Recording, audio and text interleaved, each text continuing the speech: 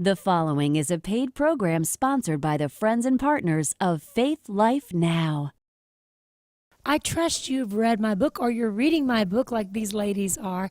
I really want you to, because it's a story of freedom. It's a story of how I got freedom, and I know it'll help you in your walk, in your journey. We're going to be talking about the good girl, bad girl cycle and where you may be in that cycle, as well as at the end of the program, I'm going to take you skydiving with me. You're going to be free before we're finished today. Stay tuned.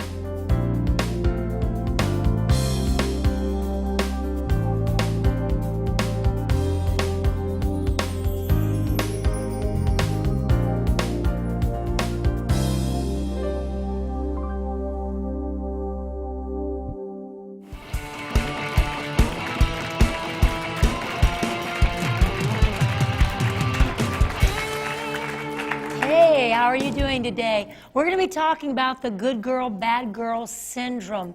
The syndrome we women all go through, trying to find our way through life, trying to find love, trying to find acceptance, and overcome some of the fears that we deal with, rejection and some of those things. And you have some shout-outs from women, questions from women. We do. I have Jamie from Ohio. She says, I watched the program today. It was great. I think the topics on the show are outstanding. As I was watching the program today, I thought I saw a young woman in the audience who may be teary-eyed. I know I was watching the program. I would love for encouraging words and scriptures to be offered to the viewing audience so that others who are struggling with those pains and rejections can be healed as well. I enjoy very much watching the program. Thank you for all you're doing. And then I have Danielle here from Minnesota. She says, for years now, I've battled with myself and God about love. I want to feel loved. I feel as though the love I give to others and the compassion I show those I care for is something that I deserve to experience, yet I don't know how to give love to myself. How can I grow to love myself like I love my loved ones in my life? How can I break the strongholds I've created by giving myself to men that aren't my husband? How can I become a confident woman of the Lord and set standards that aren't arrogant but are admirable?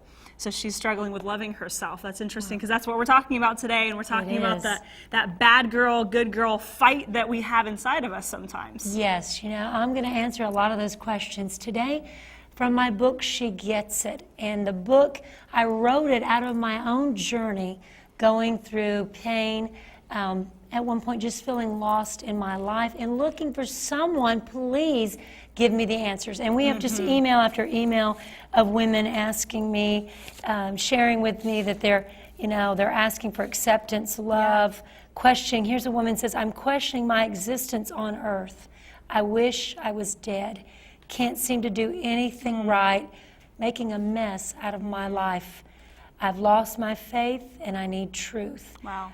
Sounds a little bit like our story today that we have to share on the program. Yes, I had the privilege of meeting a woman named Victoria, and Victoria shared with me that she had always been an optimistic, outgoing person until depression became her daily challenge.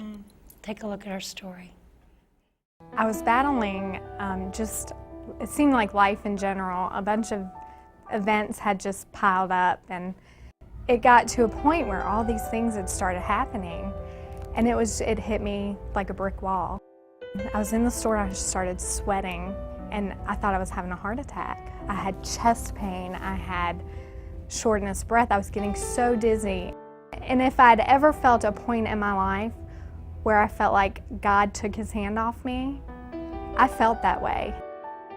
Through a battery of tests and procedures, Victoria's doctors ruled out any problems with her heart. Instead, she was diagnosed with anxiety and depression and prescribed Xanax and Zoloft. I was going through torment, complete torment in my mind, to where I didn't want to be by myself. I felt like I could not function. At the end of every appointment, they just write me a prescription for Zoloft or Xanax. And I just thought, I cannot take this stuff. I cannot live and be a mother.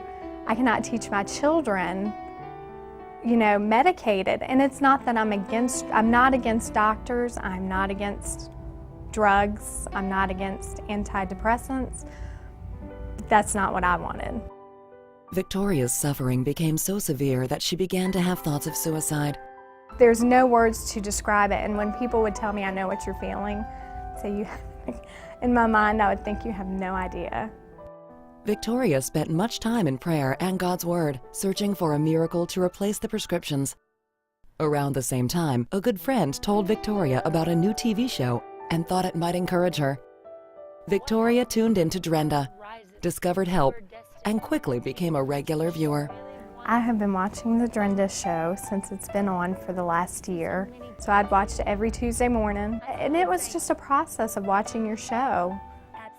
The one on depression, I watched it more than once. And it did ease a lot. And once the weight lifted, it was just like, I don't have to live depressed. I can be excited about what God's going to do, and I am completely free. Victoria's story is why I do what I do, because I know there are women out there just like I was who are hurting, who are searching for love and approval. And you know what I found is you're not going to find that love in the glamour world. You're not going to find that approval there. You're not going to find the answers that you're searching for in performance and all these different things that try to promise us a life of joy, a life of love, fulfillment. And I went through this journey most of my life, and so I share all of that in my book. That's right. Because I want women to get this. I really, that's why I call it She Gets It. Yes. Because I want you to get it. I don't want you to go through so much of what I had to battle trying to find the answers. There are answers. They really are there. Yes. At one point I was so lost, though, I thought, does love even exist? I was like Victoria. I got to the place where I was suicidal as well. I never attempted, but contemplated and thought my life's not worth living. No one really understands me. No one truly loves me. I can remember having thoughts, driving in a car, just throw the door open and jump out. And, you know, the enemy wants to destroy our lives. I want to save women's lives. And I really appreciate all of you that work with me to do that. It's such an important thing that we partner together to reach those women before the enemy reaches them and brings their life to an end, like he tried to do in Victoria's life. I've given this book to a few people, and I've also read it 3 times myself, because it's so, you need to go back and reread and remember, oh, when I'm going through this, here's an answer. But I like what you say here, telling your story. You tell your story throughout the book. So even though you're my mom, I learn new things about you every day, and as I read this book. But you said, I gave up trying to be good and sought pleasure and fun because being good hadn't made you happy yet. You were striving and trying to be perfect. You had tried the lifestyle of the good girl and found it did not satisfy you. So then you tried to be the bad girl, but that didn't take long to discover that that didn't answer your inner longings either, and all that brought was guilt and shame, followed by short-lived attempts to going back to being good again. So can you explain what exactly is the good girl, bad girl syndrome? Yes, I share this in the book. It's where you try so hard to be good, but you can't keep the performance up. You know, as a young woman, I was the straight A student. I was the honor student, the valedictorian, anything and everything I could do. I was working to get approval. And there's a place where you're performing to get approval, and you're just trying to make things work, but you can never do a perfect performance. And so what happens when you fail at that performance, you try hard to be good, you fail to achieve, then you feel guilty. You feel like you are just worthless because you made a mistake. You did something wrong. You didn't reach that pinnacle you tried to stay on. And so then you feel guilty, and then you give up. You give up and you say, forget it, I can't be good, I've tried it, and then you're bad. You just decide to be bad, and then you feel guilty for being bad. I think we do this with dieting a lot, yes. don't we? Oh, we do it so many things I've already as eaten women. something bad today, so I'm we just going to go all out bad. Oh, ladies, we do it with dieting, we do it with relationships, Yes. we do it with friendships, all these situations. And then once we feel so guilty, we're down. If we get some inspiration, we'll try to get back up, recommit, and try hard to be good again. And this syndrome just keeps cycling again, where you just totally, you know, feel worthless at times, where you feel like, I'm just the worst mother in the world. I'm the worst parent. I'm the worst spouse. Nobody could possibly love me. And this self-talk we have a lot of times is negative. It's negative thoughts, and it goes back to things that have happened in our life where we believed a lie about ourselves, or about our worth. That's good. And there's a difference between performing for love and receiving love. Such a difference. I've seen people go through this downward spiral on this syndrome, and they just keep going around, but it takes you down. Yes. It doesn't Yes. stay stationary. It takes you down Absolutely. farther into the depths of depression or suicide or those types of things. Yes. And the good girl and the bad girl are taking their cues. They're both looking for love and acceptance, but they're taking their cues from different sources. So when you're the good girl, you're performing, and maybe you do that with religion. You're going to church, you're trying to volunteer to do everything, be everything. It's not so much something you're enjoying as much as you're performing. And so you're trying very hard. Religion doesn't answer that need either. Right. Or if you're the bad girl, you're taking your cue from, you know what, I'm just going to do what feels good. I'm going to use someone before they use me. I'm going to have the attitude that, you know, I'll use my charms, I'll use my feminine ability, whether it's, you know, women get into prostitution that do this, they use their sexual favors to try to get what they want. They To feel learn to worth manipulate something, and control to get things. love, yeah. Yes, and it's all still about trying to get love, trying to get acceptance, looking for approval, and performing or choosing to perform a different way. Right. You know, you can perform for religion, or you can perform to be the goody. I was the goody two-shoes growing up, but there came a point, you know, and I was talking to one girl, she said to me, you know, I was dating someone, I was trying to be good, and I had a good relationship. I wasn't doing anything sinful in the dating relationship. My mom came to me one day and said, you know, make sure you don't wear any of my things. I don't want to catch anything from you. And this girl made a decision when her mother said that, you know what? I can't be good. I'm trying to be good, and she still thinks I'm bad. So I might as well be the bad girl, since everybody expects that anyway. And so sometimes it's expectations people have about our lives. So we're going to talk more about that in just a little bit, but I really want you to get this book. I want you to get this resource, because I know it will change your life. I do the same thing, and I go back and read it too, and it speaks to me over and over, because I believe God helped me write this.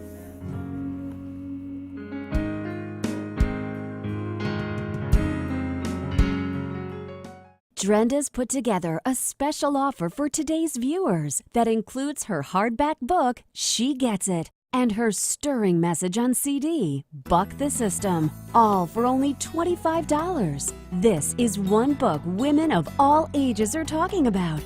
She Gets It changed the way I viewed what society says. It freed me.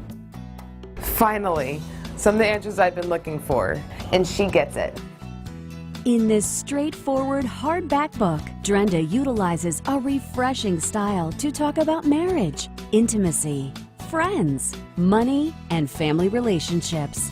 The negative messages of today's culture are turned upside down as Drenda exposes the 11 lies that hold women hostage in She Gets It. Also included is Drenda's stirring message titled Buck the System. You'll be motivated to look at life a little different once you listen to this message. This powerful CD will help you overcome the status quo attitude, discover the system God designed. For your gift of just $25, we'll rush today's offer to your home. Call, write, or go online today. If you'd like Drenda to speak at your next conference or event, just call, write, or go to Drenda.com and leave your information.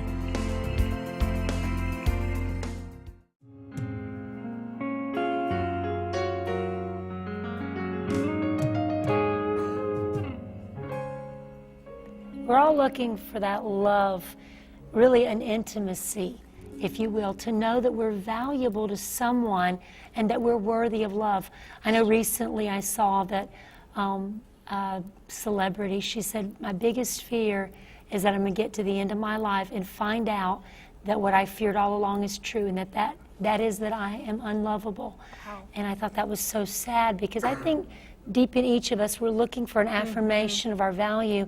And when relationships break up, divorce, and all kinds of situations that come out of the earth curse that I talk about in my book, you can read it there, where I talk about the earth curse and how it's broke up the relationship between men and women and what we're both looking for in relationship and how we don't find it because we don't understand the breakdown.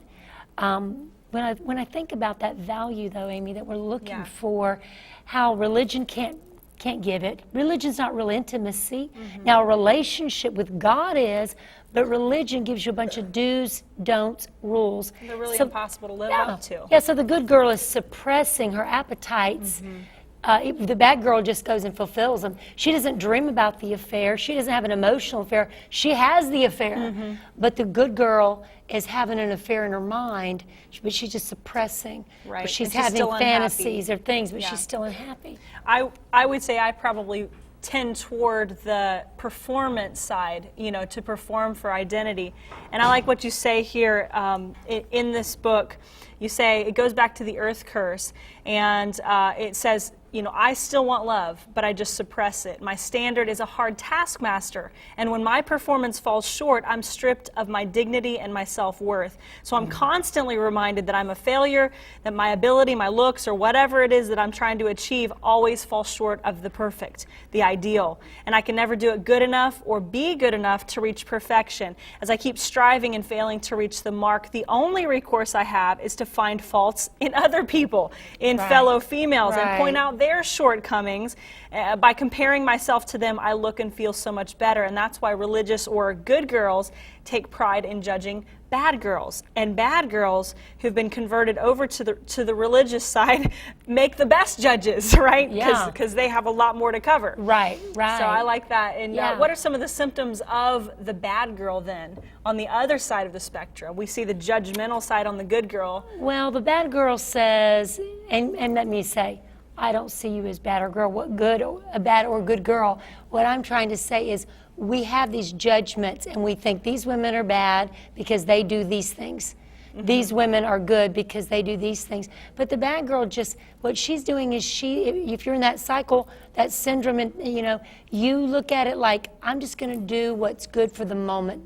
You don't think about the consequences. You're not thinking about if I'm having all these relationships, that there's any consequence, there's any pain to this, there's any hurt. You kind of mask your pain by just hardening your heart. So the bad girl, the girl in that syndrome, she's hardened her heart. She's living for self. She can be very self-centered, selfish, whereas the good girl may be laying her life down for everybody. She may be performing and working and the martyr and doing, and she may have no time to herself. But the bad girl says, hey, I'm having fun. I'm living for today. Go for it. Now, how do the good girl and the bad girl, if you will, view each other? Oh, they're judgmental of each other, critical. The good girl's performing. She looks at the bad girl and thinks, judgmental criticism. And even in the book of Isaiah, it talks about the women of the church being haughty. I share that in my book, where the women of Zion, it says that they toss their head back and they look down their nose at the other girls, and they judge them, and they're haughty and they're self-centered. So both of these women are focusing on self. They're both inwardly looking at a reason to be valuable, a way to become valuable, whether it's through performance or whether it's through having a good time and attracting the guys, using their charm and partying and doing whatever they want to do. So they're both in trouble. And my mom always used to tell me, selfishness produces loneliness. Anytime we just live to perform, to get someone to love us, we've got to find a love that's deeper, that's beyond performance, and it's receiving love. This is one of the things I talk about. Religion doesn't answer it. Religion is man's quest for God. The gospel is the Savior God seeking lost men. Religion is mandate. The gospel is the gift of God. Religion is the story of what a sinful man tries to do for a holy God. The gospel is the story of what a holy God has done for sinful men. I like that. Religion is good views. The gospel is good news. I have a lot of little quippy quotes through here of people that say great things. I didn't say that. Ron Gustafson said that. So, you know, this resource is great. It will really help you. And I go through all the different things that women deal with in their life, intimacy, marriage, children, your dreams, what happens when you lose a dream, how you refine that, how you get that back again. We'll be right back. Join Drenda as she continues this discussion at Drenda.com.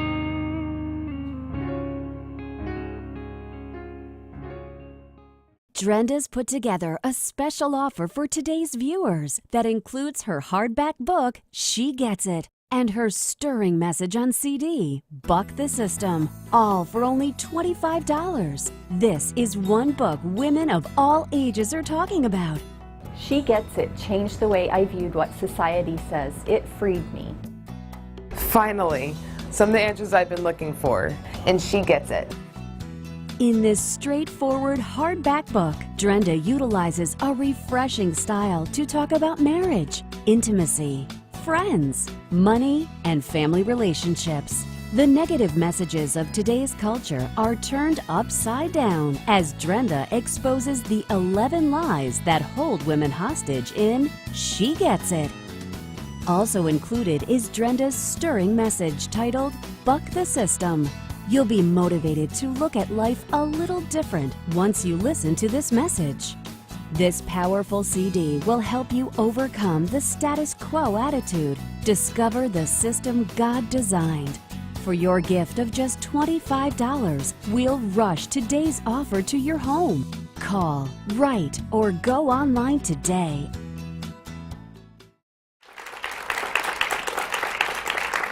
I've put so much of my journey, over 40 years of my learning and my pain and my freedom in this book, and I really want you to get it. I think that it will make all the difference. If it doesn't, you can let me know about it, all right? But I've had so many women tell me it has made an amazing difference in their life. Yes, and living a genuine, authentic life. You had an experience back in college that is really profound, and it changed your life. Can you maybe just read it from your book, the vision or the dream that you had when you were young? When I discovered God's love, you know, pain seeks pleasure. And we were talking earlier about good girl, bad girl. That girl is seeking pleasure because she's in pain. And we do that as people. We try to find an escape. So when I was in college, I'd given my life to the Lord. I had a dream that's been very significant, and it's why I do what I do. It's why I do this program. It's why I wrote this book. I'll just read it, Amy, from the book. As a college student, early one morning, I had a dream that is as vivid in my mind today as it was back then. I was lying on a dirty floor in a windowless room and surrounded by many women who were missing body parts, some their arms, others legs, and some were even missing from their torso down. We were locked in an old house that was filled with the constant moans and groans of hurting women. The agony was intense and the darkness very grave. All I heard were sighs, moans, and deep sobbing. No one spoke words. There were so many sobs reverberating in the house that I could hear nothing else. It was horrific, and I desperately wanted to get up and do something about it. But I was missing from my legs, and missing my legs from the knees down, and I couldn't do anything. I began to cry out to God for deliverance from the misery. As I did, I surrendered myself to God and began to worship Him. I tried to sit up to praise Him. It was a struggle, but as I did, my legs began to grow out and become whole. I rose to my feet and began to try to lift others up. The women around me began to heal as well and rise up too. As one woman after another lifted the woman next to them, we all became whole and stood rejoicing together. The darkness was replaced with a great light, and the sorrow was turned into dancing. And that's the vision that I have for women, and that's what happened that day. And that, you know, Amy, recently I had the opportunity to go skydiving. And I have to say, this journey that God has given me, He's bestowed on me beauty for ashes. He wants to do the same for you. That's right. I went skydiving, and the way I could describe it is the greatest freedom I have ever experienced. I felt like a bird flying through the air. I felt light as a feather. I didn't feel like I was actually, you know, like a fear. See, we live in fear all the time, but skydiving, jumping out, you know, You're just flying. You're flying, you're floating. Yes. It's awesome. It's an Yeah. awesome experience. It is. And, you know, when they asked me, what does it feel like? I said, I feel freedom. It feels freedom. I love freedom. Because that's exactly the joy, the freedom that God has for us, you know, and that's what I felt as I'm falling through the sky. But, you know, you're just falling for a little bit, but the speed of a plane is moving about as quick as the fall itself, so you don't really feel like you're falling. You feel like you're floating. And then you see the scenery. It's beautiful. It's a gorgeous That's view. the freedom God has for you, to be able to see that view, to see the beauty of life, to see the beauty in you, not to see your pain, not to see yourself as inadequate and missing out and unworthy and unvaluable, but God sees you as a person of great dignity, beauty, and Jesus died for you to bring you honor. He died so you could have a relationship, so you could always be the good girl, because in His eyes, it's not religion, it's relationship. And that relationship brought Victoria freedom. It's brought me freedom. And I want to thank the women that are working with me. I want to thank you because you're helping bring freedom to others. Yes. Thank you for partnering with me. Thank you for sharing this journey with me. And today, if you're hurting, you're in pain, I would tell you, don't try to escape from the pain by going after some pleasure or sin that's going to cause you deeper guilt, deeper sorrow, but instead turn to God. He loves you. He's for you. I share with you how to do that and then how to walk it out after you do that, because with freedom, you've got to renew your mind. There's things about the earth curse you need to know that are in my material. There's things about how to walk this out in your marriage, in intimacy, with your children, how to raise your family. I cover my 40 years of journey in this book, and I just want to thank you for letting me share this time with you today. Be free. God has given you freedom. That's right. If you're one of those broken women that's missing part of your body, just like I was, just like that dream I had, God has a way to restore it. He can grow that. He can change that. He's a miracle working God. I love you. I'm for you. God is for you, even more importantly. And if God be for you, who can be against you? Thanks for being with me today. That's right.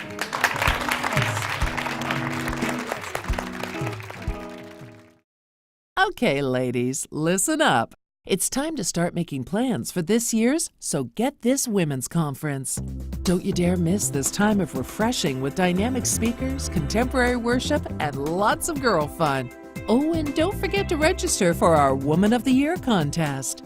You'll enjoy workshops, shopping, great food, and powerful sessions with Drenda Keesee and special guest April Osteen Simons.